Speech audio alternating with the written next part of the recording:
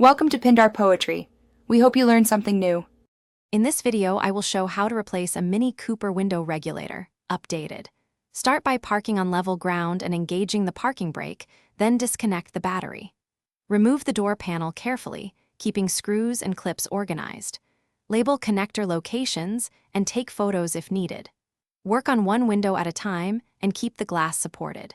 Follow torque and reassembly steps in reverse to ensure proper function and safety.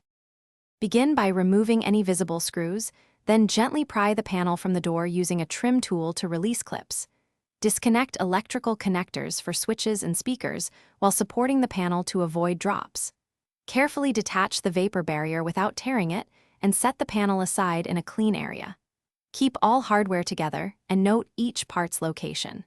This helps speed reassembly and avoids leftover fasteners later. Support the glass securely, then unbolt the regulator and remove the old assembly after disconnecting the motor connector. Position the new regulator and loosely install fasteners to allow alignment of the glass. Reconnect the motor and test the window through its full travel, making small adjustments to reduce binding.